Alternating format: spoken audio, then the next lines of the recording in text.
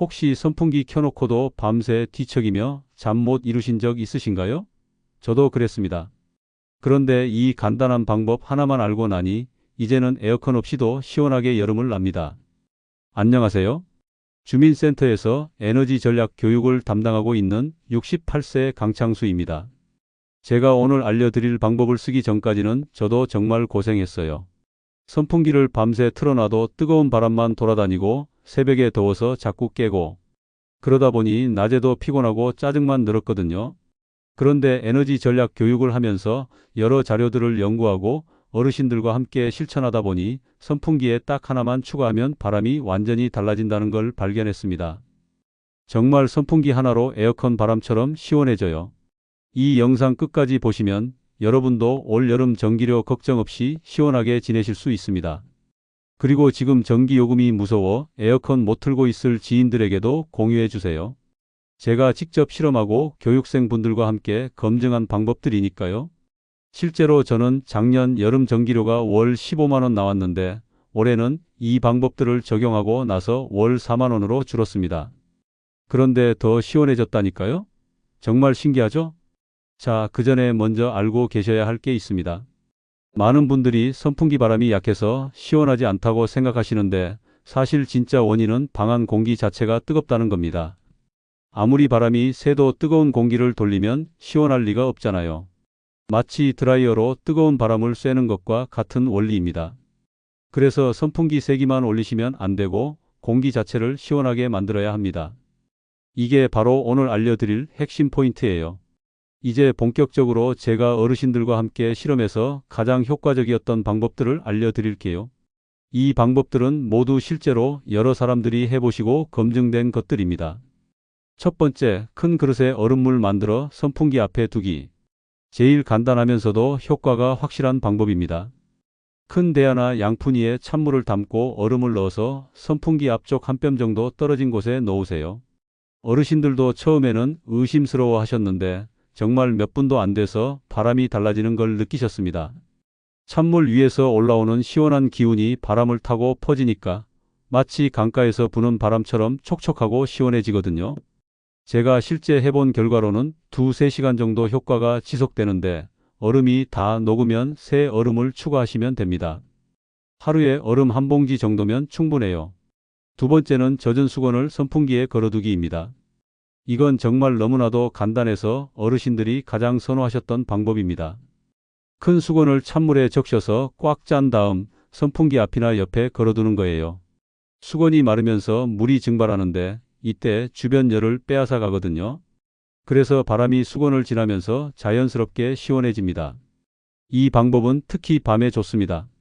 잠들기 전에 젖은 수건을 걸어두고 선풍기를 틀면 새벽까지 시원하게 잘 수 있고 선풍기로 인해 공기가 건조해지는 것도 잡아줘서 좋거든요. 자, 이제 더욱 시원한 방법을 알려드리겠습니다. 이 방법은 앞선 방법보다 더 오래, 더 강하게 시원하실 겁니다. 먼저 1.5리터 생수통에 물을 채워서 냉동실에 얼리세요. 그리고 완전히 얼면 꺼내서 선풍기 앞에 넣는 겁니다.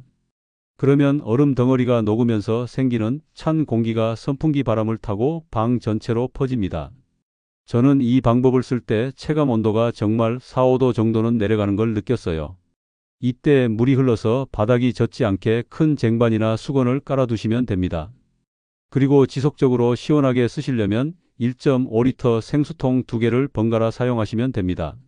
생수통 2개를 준비해서 하나는 쓰고 하나는 얼리고 이렇게 번갈아 사용하면 하루 종일 시원하게 지낼 수 있어요.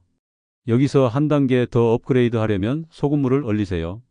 물 1.5리터에 소금 3스푼 정도 넣고 얼리면 됩니다.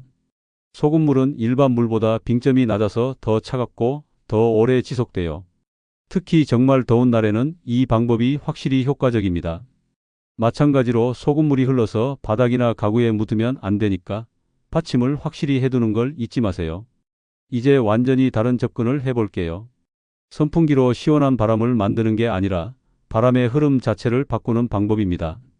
특히 밤 10시 이후에 효과가 정말 좋습니다. 이때는 바깥 공기가 방 안보다 시원하거든요. 그럼 구체적인 방법을 알려드릴게요. 먼저 창문을 최소 2곳 이상 열어야 합니다. 가능하면 대각선 방향으로 열면 더 좋습니다. 그리고 나서 선풍기는 한쪽 창문 근처에 놓고 창문 바깥쪽을 향하게 해서 돌리세요. 선풍기와 창문 사이 거리는 1m 정도가 적당해요. 그러면 방 안에 뜨거운 공기가 밖으로 밀려나가고 반대편 창문으로는 자연스럽게 시원한 바깥 공기가 들어옵니다. 선풍기를 바깥으로 향하게 한다고 의아해 하시겠지만 실제로 해보면 방 전체가 금세 시원해지는 걸 느끼실 겁니다. 낮 동안 방 안은 햇빛과 전자제품 때문에 온도가 올라가지만 밤이 되면 바깥은 25도 정도로 내려가거든요. 그럼 한쪽에서 더운 안쪽 공기를 선풍기로 밀어주면 다른 쪽에서 시원한 바깥 공기가 안으로 당겨 들어오는 원리인 겁니다. 혹시 이렇게 했는데도 시원하지 않다고 느끼신다면 이제 몸 자체를 시원하게 만드는 방법도 알려드릴게요. 선풍기와 함께 쓰면 더욱 효과적입니다. 우리 몸에는 굵은 혈관이 지나가는 부위들이 있습니다. 이 부분들을 차갑게 하면 온몸이 시원해지는 원리를 사용하는 것이죠. 첫 번째, 목 부위 냉각법. 목 뒤쪽, 정확히는 목덜미 양쪽으로 움푹 들어간 곳이 있는데 쉽게 설명해서 그냥 목에 찬물에 적신 수건을 5분에서 10분 정도 올려 놓으세요.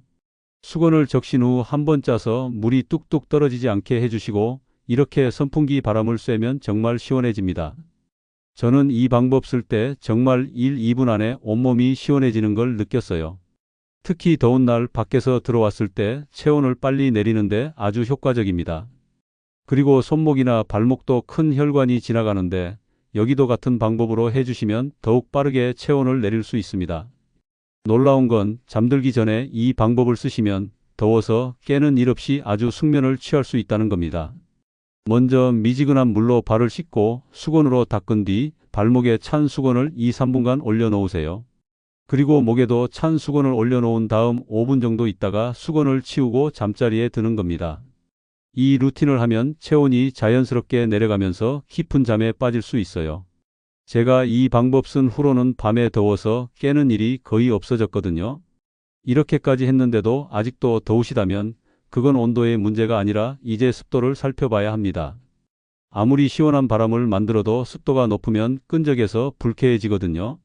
특히 장마철에는 습도 관리가 정말 중요합니다. 습도가 높으면 왜 문제가 될까요? 우리 몸은 땀을 흘려서 체온을 조절하는데 습도가 높으면 땀이 증발하지 않아서 체온이 잘 안 내려가거든요. 그래서 같은 온도라도 더 덥게 느껴지는 거예요. 제가 직접 습도계로 측정해 봤는데 습도가 70% 이상이면 아무리 선풍기를 틀어도 시원하지 않더라고요. 반대로 습도가 50% 정도 되면 선풍기 바람이 확실히 시원해져요. 그렇기 때문에 더울 땐 습도를 50% 정도로 유지해 주는 게 중요합니다. 그래서 제습기와 함께 선풍기를 틀면 아주 쾌적하게 지내실 수 있지만 제습기가 없으시다면 우리 어머니들이 쓰던 전통적인 방법들도 있으니 소개해 드릴게요. 제가 교육하면서 알려드리는 방법들입니다. 신문지 활용법. 신문지를 구겨서 방 곳곳에 놓아두는 방법인데 이게 생각보다 효과가 좋습니다. 신문지 대여섯 장을 구겨서 공 모양으로 만들고 방 모서리, 침대 및 옷장 근처에 놓아두세요. 특히 습기가 많이 차는 창문 근처에 놓으면 더 효과적이에요. 그리고 나서 하루 이틀이 지나면 신문지가 축축해지는데 이때 새 신문지로 바꿔주시면 됩니다. 이 방법을 쓰셔도 하루 만에 방 안이 뽀송해지는 걸 느끼실 수 있을 겁니다. 특히 비 온 다음 날에 정말 유용해요. 그리고 숯을 활용하셔도 좋습니다. 숯은 자연 제습제이면서 냄새도 없애주거든요. 준비 방법은 백탄이나 참숯 대여섯 개를 준비하세요. 그리고 바구니나 그릇에 담아서 방 안에 놓아두세요. 이렇게 참숯이 습기를 흡수한 뒤 한 달에 한 번 정도 햇볕에 말려주면 새로 사지 않고도 계속 쓸 수 있습니다. 숯은 습기뿐만 아니라 냄새도 잡아주니까 일석이조예요. 특히 옷장이나 신발장 근처에 놓으면 곰팡이 예방에도 도움이 됩니다. 만약 숯을 구하기 어려우시다면 굵은 소금을 이용하는 방법도 있습니다. 소금이 습기를 빨아들이는 성질을 이용하는 거죠. 먼저 굵은 소금 한 컵 정도를 넓은 접시에 담고 방 안 습기가 많은 곳에 놓아두세요. 그러면 소금이 습기를 빨아들이면서 점점 녹아내릴 텐데 완전히 녹거나 딱딱해지면 새 소금으로 바꿔주시면 됩니다. 이 방법은 화장실이나 부엌 근처에서 효과가 좋아요. 자, 여러분, 오늘 알려드린 방법을 다 활용하시거나 그중 몇 가지를 조합해서 쓰시면 정말 에어컨 없이도 시원한 여름을 보낼 수 있습니다. 그러면서도 기존에 쓰던 에어컨 전기료의 10분의 1도 안 들 겁니다. 왜냐하면 선풍기는 하루 종일 틀어도 몇백 원밖에 안 나가거든요. 그렇지만 에어컨을 튼 것만큼 시원하게 지내실 수 있으니 얼마나 좋나요? 오늘은 이렇게 제가 주민센터에서 어르신들께 알려드리는 모든 방법들을 빠짐없이 알려드렸습니다. 이제 여러분은 전기료도 10분의 1로 줄고 몸은 더 건강해지고 잠도 깊게 주무실 수 있습니다. 지금 당장 시작해 보세요. 지금 당장 1.5리터 통에 물을 채워서 냉동실에 넣어두세요. 그리고 큰 수건 하나 찾아서 찬물에 적셔 보세요. 제가 이 방법들을 교육하면서 확인한 결과 어르신들이 평균적으로 여름 전기료를 월 10만 원 이상 아끼셨습니다. 그 돈으로 건강보조식품도 사드시고 가족들과 좋은 시간도 보내시더라고요. 그 소중한 돈을 전기료로 낭비하지 마세요. 똑똑한 방법으로 아껴서 더 의미 있는 곳에 쓰시기 바랍니다. 그리고 주변에 전기료 때문에 고생하고 계신 분들이 있으시다면 이 영상을 꼭 공유해 주세요. 더위에 고생하는 이웃 어르신들에게 정말 큰 도움이 될 거예요. 특히 혼자 사시는 어르신들께는 생활의 지혜가 될 수 있는 소중한 정보입니다. 댓글로는 어떤 방법부터 가장 먼저 시도해 보실 건지 알려주세요. 그리고 실제로 해보신 후 효과가 어땠는지도 꼭 공유해 주시면 다른 분들에게도 큰 도움이 될 겁니다. 에어컨 없이도 전기료 걱정 없이 건강하고 시원한 여름 보내세요.